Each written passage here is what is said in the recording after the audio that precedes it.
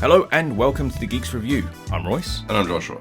Today we are taking a look at The Sandman, a Netflix series based upon the writings of Neil Gaiman. Volume 1 at least. Yes, the author who's, I guess, best known for The Sandman, as well as his collaborations with Terry Pratchett, and writing a pretty good Doctor Who episode and a pretty mediocre Cyberman episode. Yeah, they call him the king of modern fantasy, Neil Gaiman. The series stars Tom Sturridge as Dream, Morpheus, the big dream man himself, who is captured in episode 1 and imprisoned for over a century by a rich old fool, played by Charles Dance. Yes. And when he finally breaks free, he returns to the land of the dreaming and the living, and the awake, I should say, and finds out that things have gone downhill.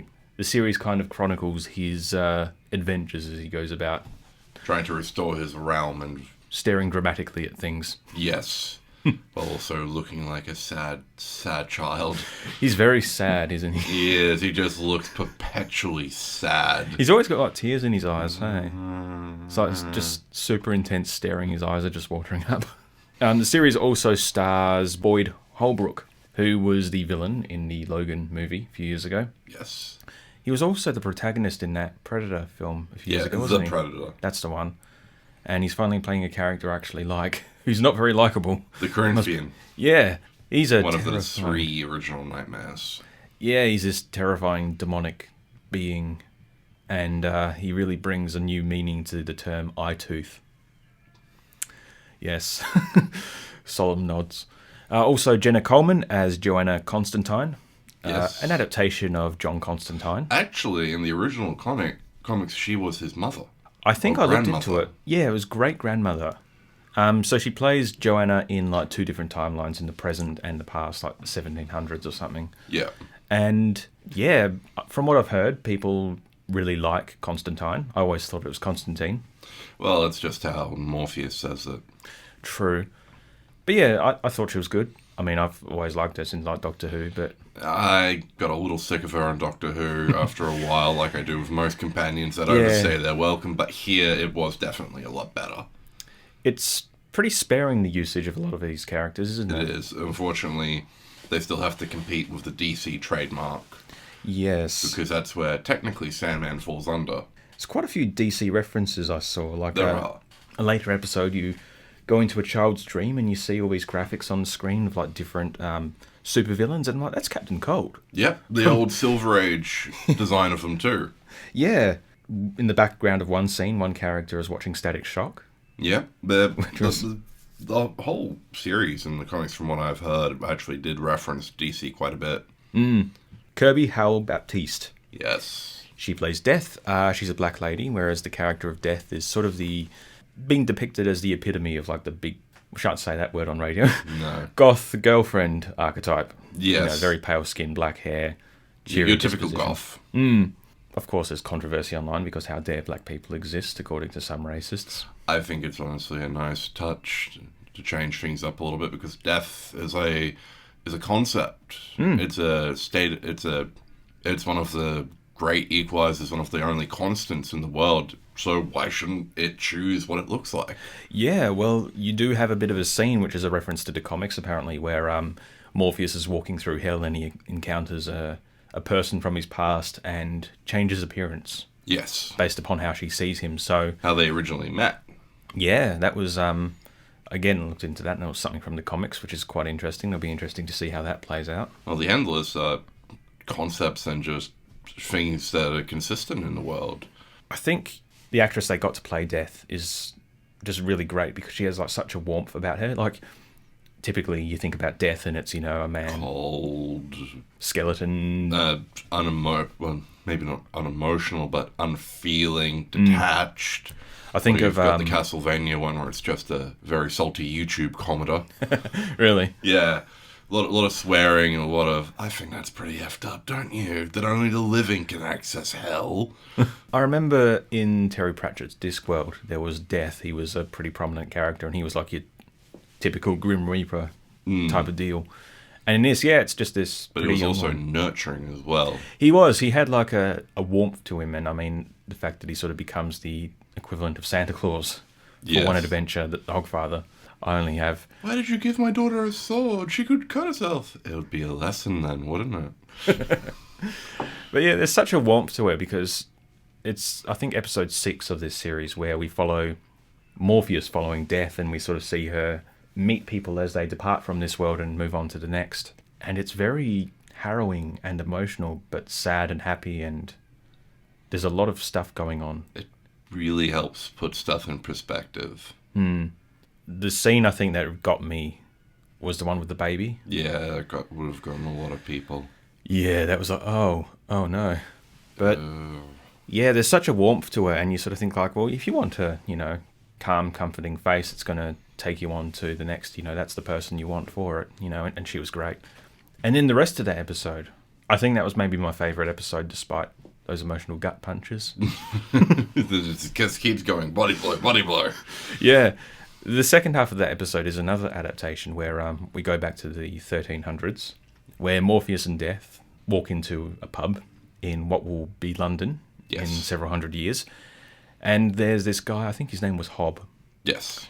And he was a veteran of the 100 Years' War. He was unafraid of death. Yeah, basically just laughed in Death's face. So Death sort of goes to Morpheus, oh, why don't I make him immortal for a jaunt, And you and he meet up every 100 years and see if you can actually, start to like the living like I do. And see if he's like given in to being, mortal.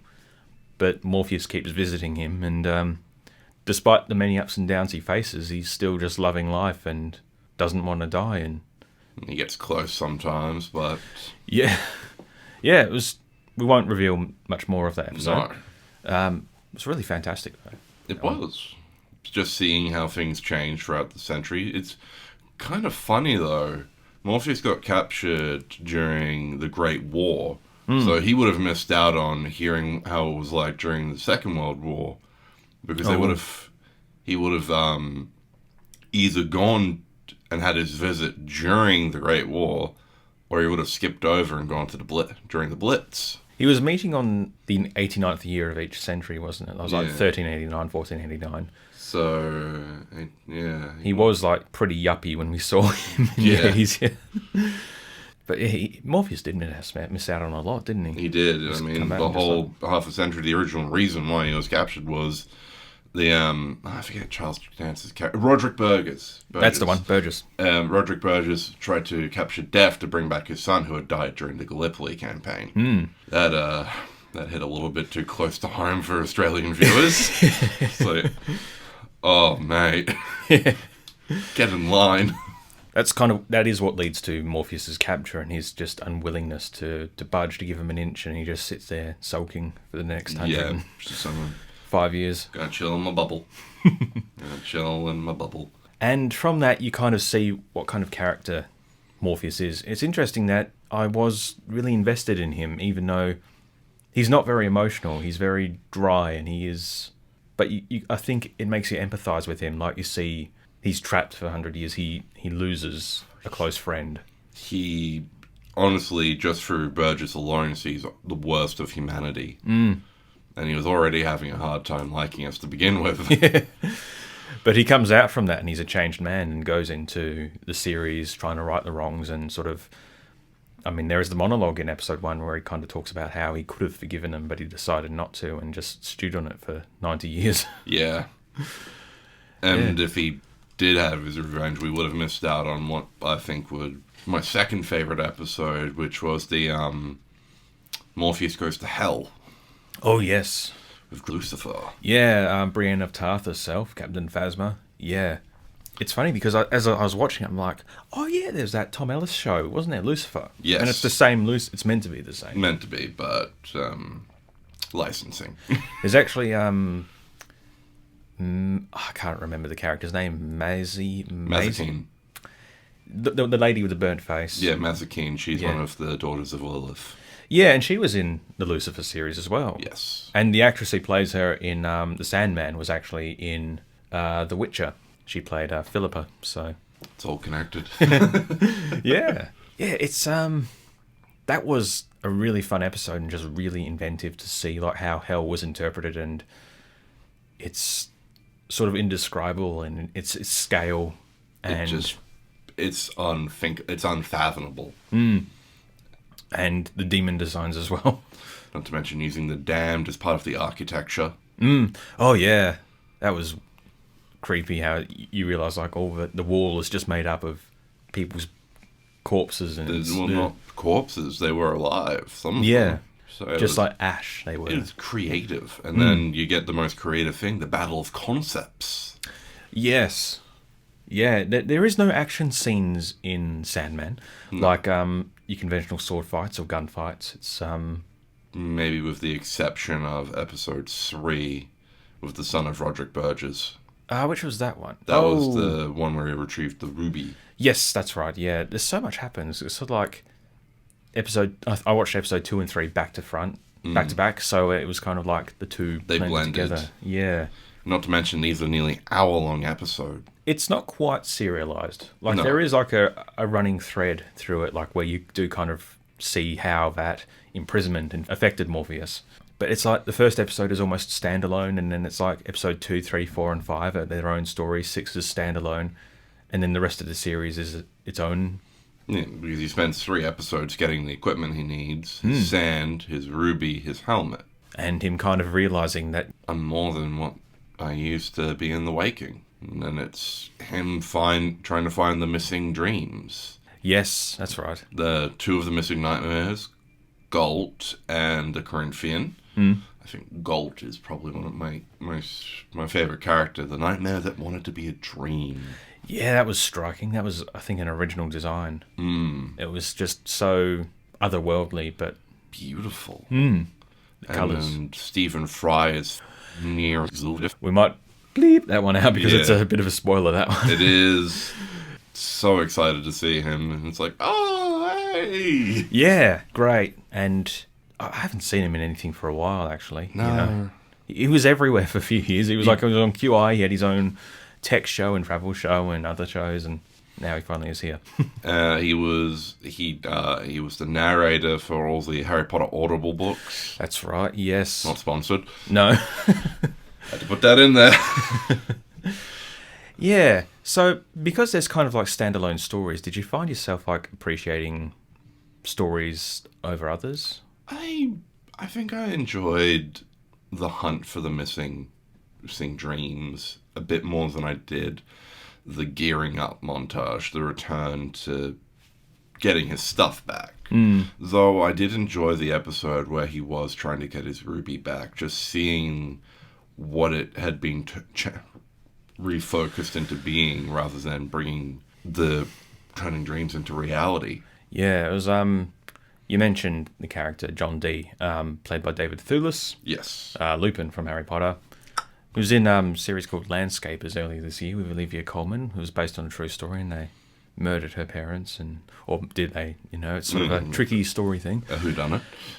But he's Dr. Destiny.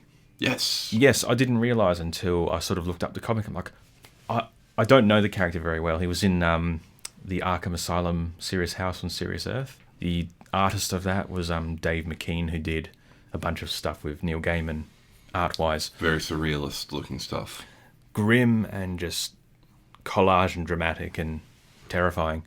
And I remember in that Dr. Destiny is in a wheelchair and Batman kicks him down the stairs. He's not a very nice person, but it's yeah, that episode is horrific. It is very jarring to see what happens when you just take away the lies and let people just live on the base of their instinct. Just live on id. And Morpheus, he has an understanding of humanity, and he's able to counteract all of, Dee's nihilistic viewpoints and kind of talk about how... Well, he even defeats Lucifer, Yes. by kind of talking about how good dreams are and how he's more powerful than the devil, than death, and, Well, I mean, people have got to dream of something in hell. Yeah. Really poetic. Very, very poetic. But yeah, that episode in the diner, it's called 24/7, that thing, because I think it's set over Yeah, 24 hours. a period of... And it's actually, I think, it was based upon the original comic issue 7, so that's why it's called, like, 24 is like the first half, and then 7 is like the conflict between The issue. Morpheus and, yeah. So that was clever. It was. Oh, and Patton Oswalt. Patton Oswalt as Benjamin the Raven. Yes. That definitely took me for a loop. He fits. He works for a Raven, doesn't he? Yeah. He's got that kind of voice. The croaky voice. And he wasn't too jarring. Like, he didn't stand out too much. No. In comparison. Granted, they used Benjamin pretty sparingly. Yeah. Only occasionally does he show up. Granted, they used him less sparingly than Merv, the Scarecrow voiced by Mark Hamill. Yes. Yeah, it's like, I know that voice. There he is. It's really fascinating how they do that effect, because it was an actor with the pumpkin head, but then it's like the pumpkin head is like stop motion animation. Looked seamless to me. Yeah. It's got to be like computer visual effects. But After Effects. Just the way that it did it, how it had that look was like, that was really cool. And it's like, how do you visualize a character like that in the real world? It's something from Tim Burton or, Precisely. Something you would expect to be fully claymation. Yes, exactly. Yeah, I do think the latter half of the series was a bit too... It went on a bit, I thought. You're introduced to a bunch of characters who are collectors. Serial killers, it turns out. Yeah. Holding a convention. A serial convention. And there's the big guy, serial killer, Funland. Funland, yes. Danny Carrane is the actor. He was in a TV show a few years ago with a bunch of other actors. His character in that was called Morpheus. And he had daydreams. He had an imaginary friend, and it was Sean Bean was his like spirit guide. Sean Bean in like this sort of amalgamation of Ned Stark and Boromir, and he would like show up and go like, "All right, lad, I'm here to give you some advice. You ever see Lady Chatterley's lover?" Ooh. Speaking of which, Jolie Richardson was in this very briefly. Yes. At the beginning. Yeah, Lady Chatterley's lover with Sean Bean, and 101 Dalmatians with Jeff Daniels. But yes, Sandman. So you haven't seen the special episode? No, I have not seen the hour-long episode two-parter. Even though it's one episode, it's two parts. It's two separate stories. Yes. And the first part is like the first 15 minutes, and it's, again, directly based upon an existing issue. I'm pretty sure part of the story was actually written by a fan from Tasmania. I forget her name. Oh, really? Yes. Was that the first half, the cats, or the latter half? I don't remember. I had a bit of a brief look in it. Unfortunately, I've been a little preoccupied. Yeah. Writer? Come on. I don't think it was... She wrote the episode. She had wrote the short story version that got adapted. Oh, yes. I'm looking it up now on ABC Hobart. Catherine was 9 when she met Neil Gaiman at a convention in Tasmania.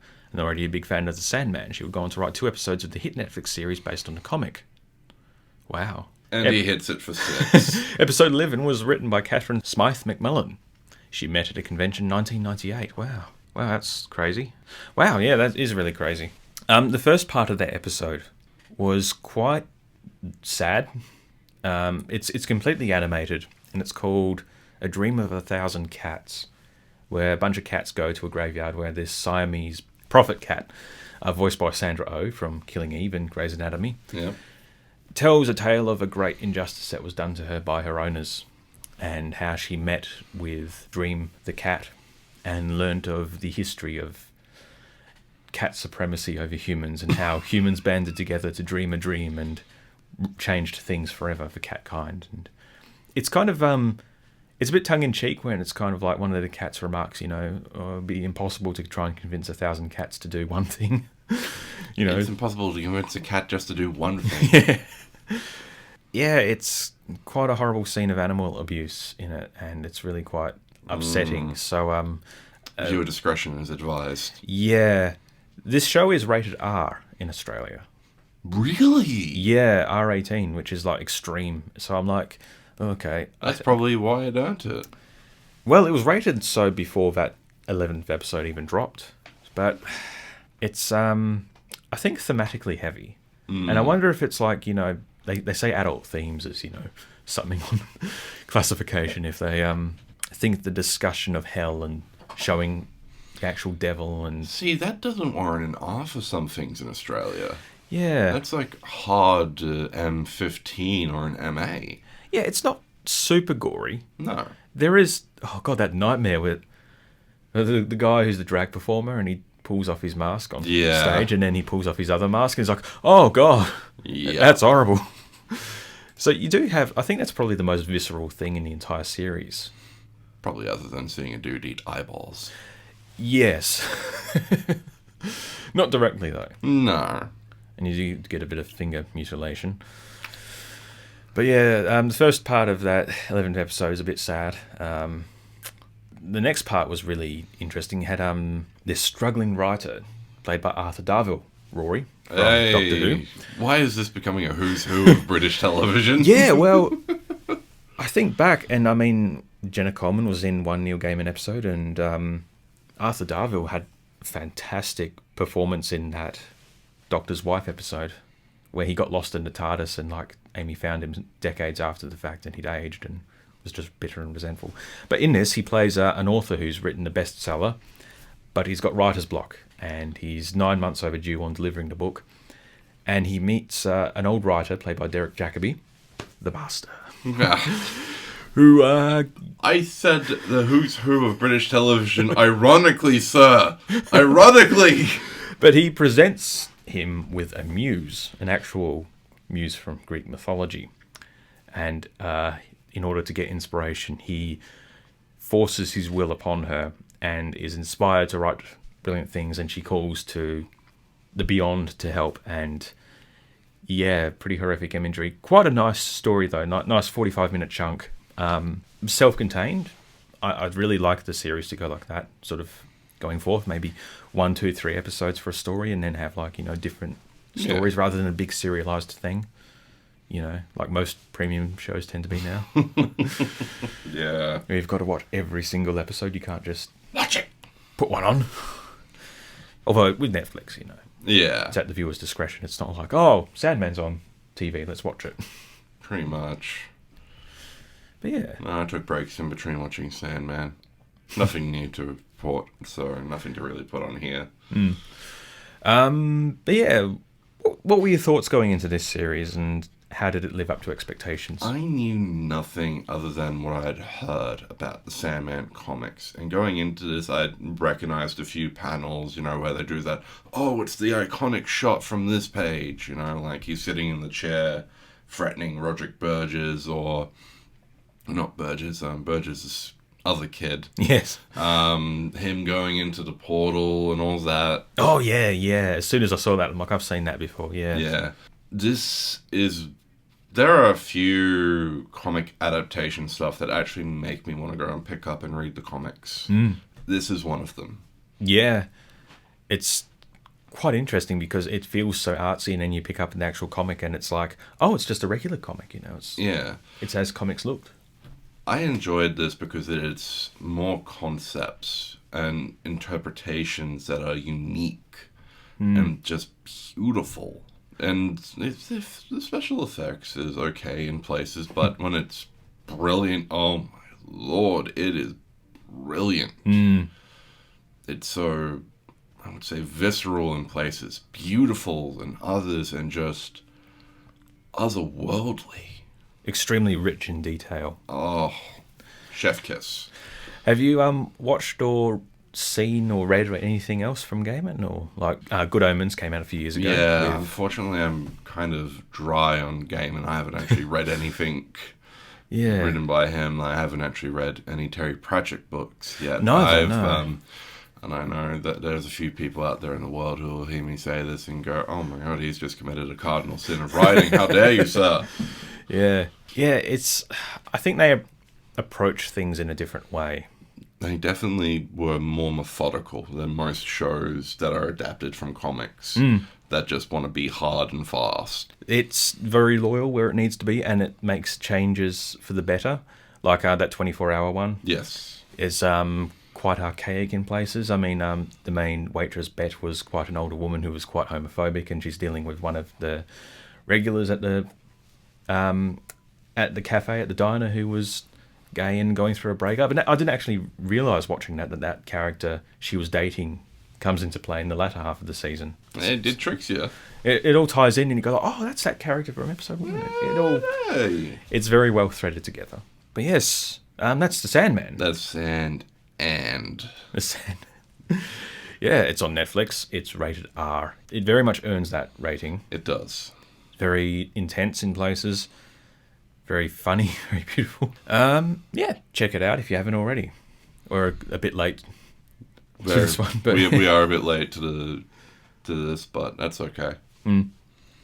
Anyway, this has been the Geeks Review. It's coming to you on City Park Radio. If you want to get involved in radio, we're accepting volunteers. Come on down and you can host a show, whatever interest. You can write stuff, you can present stuff. Yeah, come volunteer down at City Park. Play stuff, talk about stuff as we do. Hopefully it's interesting. Hopefully we're interesting, I mean. But anyway, I'm Royce. And I'm Joshua. And we'll see you next time. Bye for now.